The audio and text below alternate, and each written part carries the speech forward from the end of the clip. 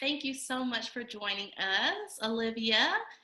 This is Workspace so we are all things for professionals, and one of the main things that questions we get is about salary negotiation, how to know your worth. Even I struggle with this, so I am so excited. Your book is actually in our October box, so we're so excited. I can't wait to dig in because I'm actually looking for employment right now, and I suck at salary negotiation. So I cannot wait to dig into this interview. So really quickly, if you could just tell us about yourself, Olivia, and a little bit about salary coaching and what you do.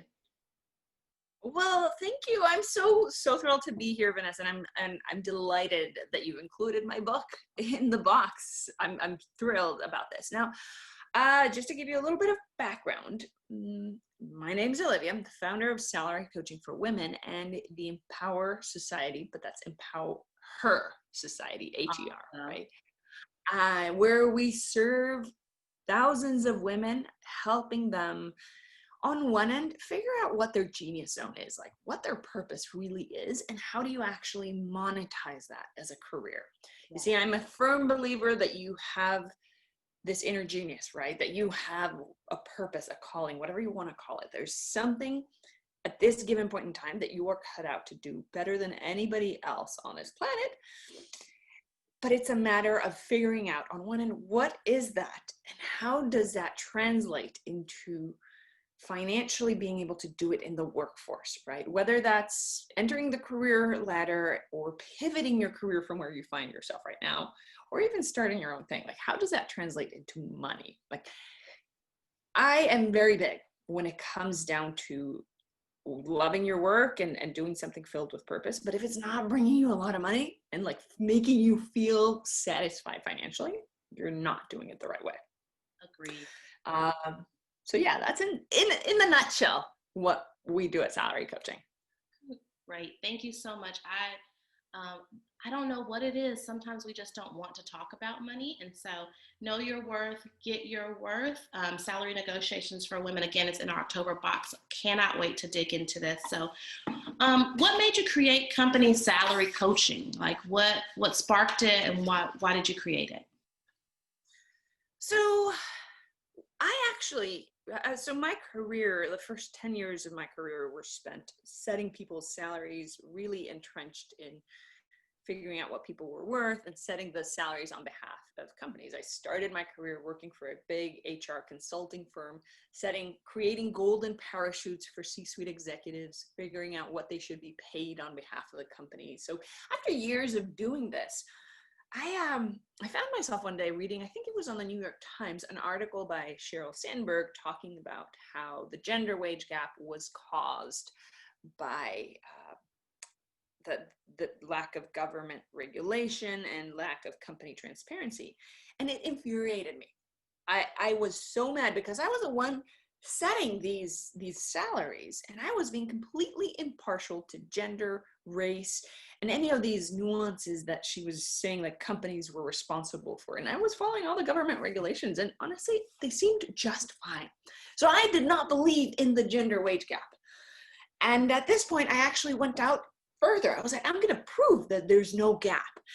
And what I did was to start reviewing the thousands of salaries that I'd set throughout my career and diving deep down that rabbit hole and looking at what the hiring managers had recommended, what the identified hire had received as far as an offer, what she or he took.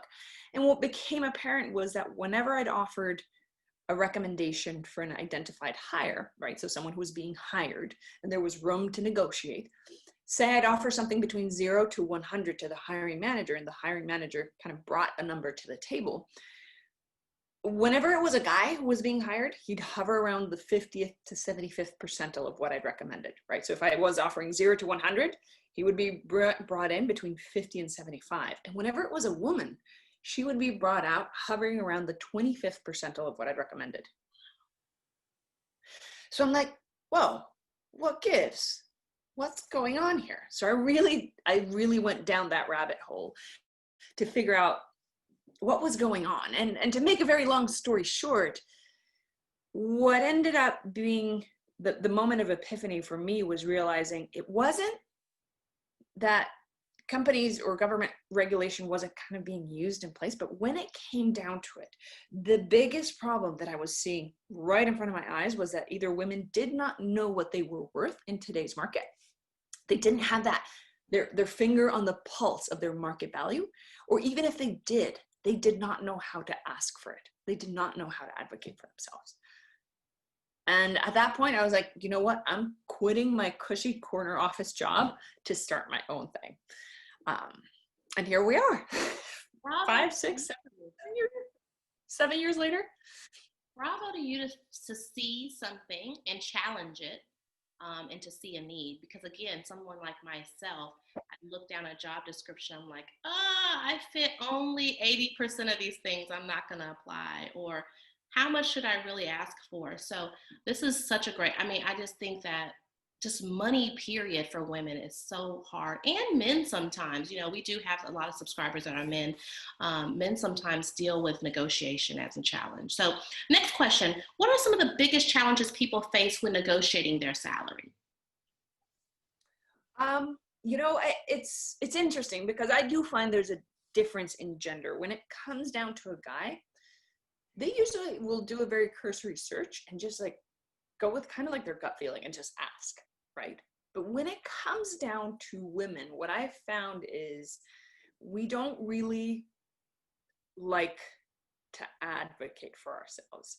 Like, we do not enjoy the process of asking for money or putting ourselves out there in fear that we might be rejected. Yeah. And one of the biggest problems that I see when it comes down, and not to say that men don't face this as well, but when it comes down to it, when there's a struggle between advocating for your worth and actually getting it and negotiating, it's because the person's coming into it with a mindset of, you know what, I don't want to be rejected, so I'm going to hopefully take whatever they give me, and I'm going to hope that they're giving me a good number. And what I'd like for you to like visually understand this is your own economics, right? And if you understand it back from high school, college, whenever you took some basic economic courses, that there's this concept of supply and demand, right? That I'm pretty sure most of your readers are going to be, or viewers are going to be familiar with.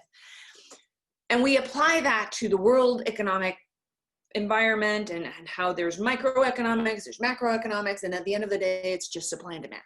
But here's the thing, when it comes down to it, you are your own economy. And if you can position yourself as you are literally a virtual economy, you are the supply, they are the demand.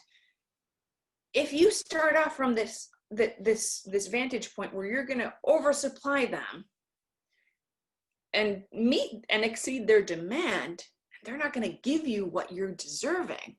You're starting off at a complete disadvantage, right? So your genius zone, what you bring to that table, that gift, that calling that you have, you need to understand what it's worth and not personalize it, because as women, we tend to personalize this way too much. And men tend to do this too, but they can overcome it. They can hide that fear a lot better.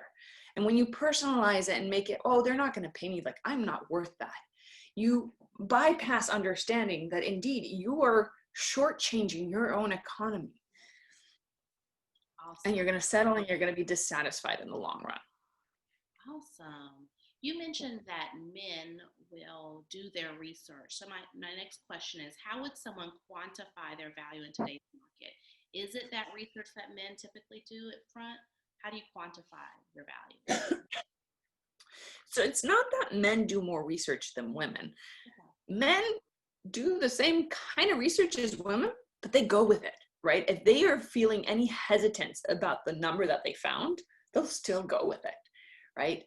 Now, like my background, my expertise is in compensation. So one thing that all of us comp experts will say is, do not look at free market data. Don't go to these kind of big websites that tell you, oh, type in your website or your current salary so that we can help you figure out what your current salary is.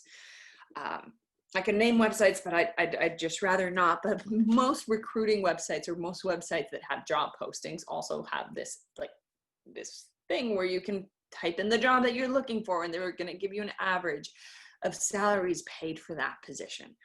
The problem with that is that that's incumbent reported data. Now, for all your listeners, I dive really deep into how you can really market price yourself in the book.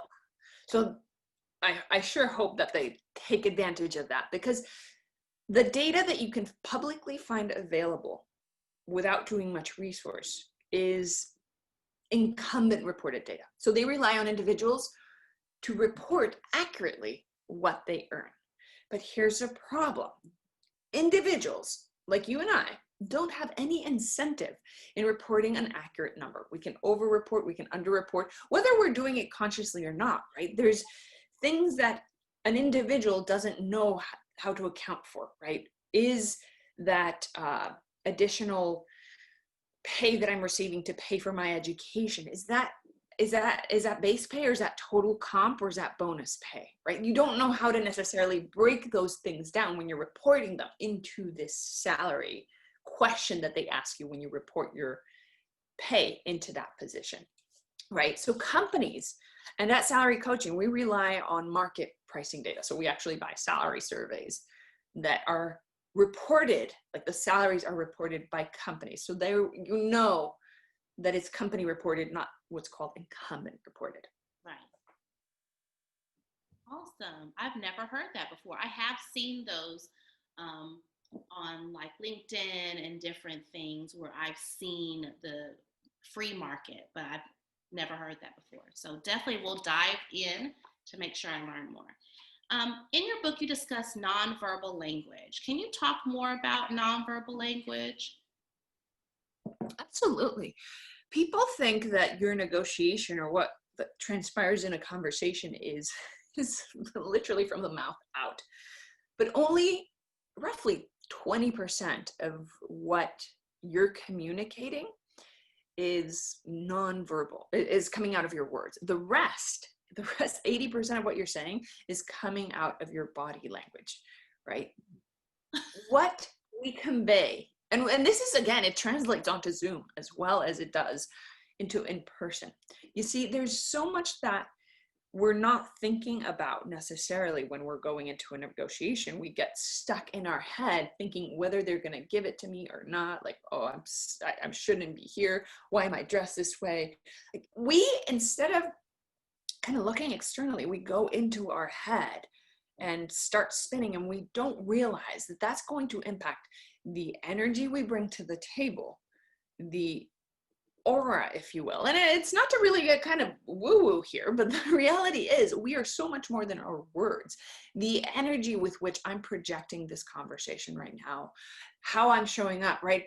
Your listeners probably can't view us, or I don't know if they'll be able to see us, but my body language, my gestures, my nonverbal communication is probably speaking louder than the actual words, like the intonation of my voice, the pace. Those things are things that we can control in a conversation in order to influence the way that our message is received. Does that make sense? Yes, yes. It's interesting because especially on Zoom, I noticed I have been trying to not use my hands as much. Because I always use my hands, but I do realize that that also brings the excitement and my personality to, especially because most are virtual during this time. So no, I think that's really important. And the reason why I asked the question, because I think that, especially when you're in the interviewing phase, that you are so concerned about the things that you say, and you practice your answers, but I think oftentimes we're not thinking about what our face is doing and what our hands are doing. So I think that's super important. Yeah, and you know, the really powerful thing that you can do, and again, you'll find some more details in the book about this, is becoming what I call an awareness ninja. If you can shift that inner negative voice that most of us have, that's continuously talking us down and telling us that we're not worthy enough, or that we can't negotiate, or that, like, whatever story we're spinning in repeat in our heads. If you can pause that by looking externally at everything that's going around you. And as women in particular, we have this innate ability to multitask, but we turn it inwards in a very negative way. It like, this is that ego, that like thing that just honestly crucifies us as women. If we let it run loose, because it turns inward and it makes us feel terrible about ourselves, about asking for more, about negotiating and advocating for ourselves. But if we let it loose externally, what happens is when you come into this interview or negotiation, you use this ability to multitask so that you can read the room, read the energy of the individuals who are interviewing you and what their body language is saying to you while you're using your words to actually influence their behavior. And you can do this all simultaneously because as women, we've got this superpower that's going unexplored and like unturned externally to the world. And one of the really powerful things here is that women often are told that we're not that good at negotiating or advocating for ourselves. The craziest thing though, it's because we've been taught that the way to really get what you want is to be direct, assertive, uncompromising, and to speak up at the negotiation table.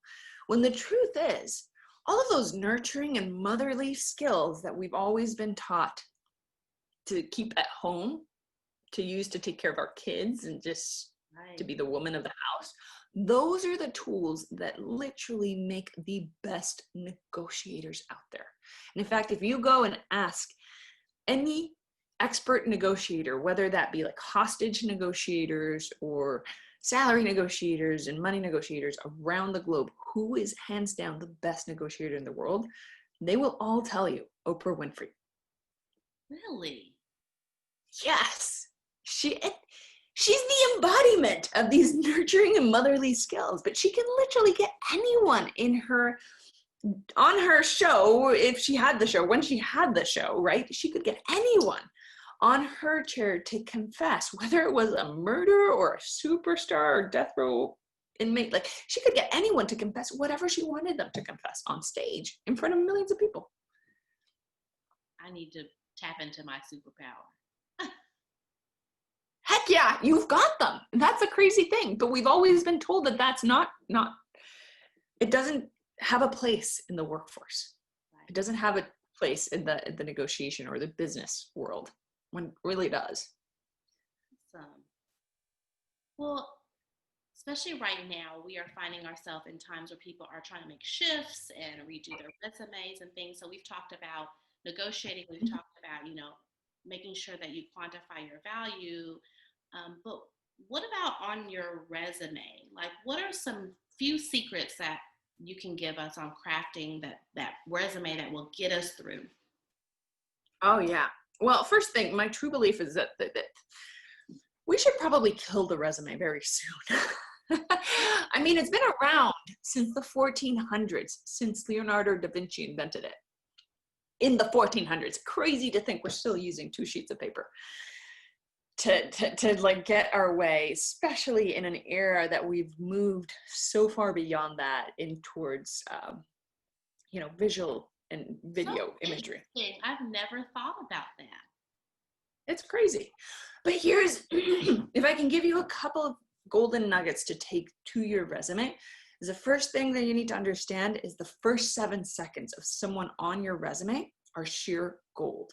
Like, that is the peak attention that someone's going to have on your resume. So what I like to do is include, like, use that real estate, right? Those 7 seconds at the first 7 seconds on your resume very, very wisely, and use your words to influence their behavior and persuade them into realizing that you are the solution to their deep-seated desires.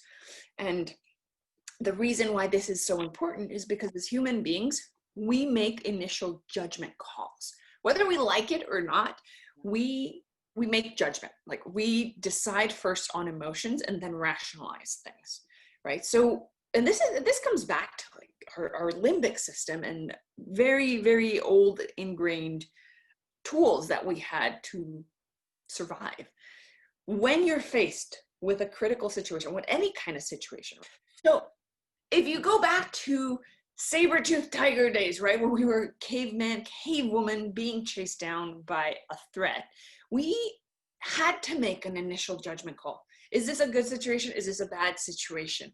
And we either chose to stay and defend ourselves and protect ourselves right there, or run to save our soul, right?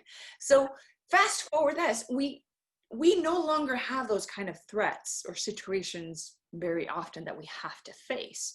But what we do have is seeing someone's resume. And in this situation, when we see someone's resume, what we do have to do is decide, okay, do I like them or do I not like them? And those 7 seconds are pivotal in you deciding whether or not and them deciding whether or not they like you. That is not a Does that lot. make sense? No. So it just gets you through like the first quarter of the first page on your resume. I think I have some videos out there that kind of walk you through that, but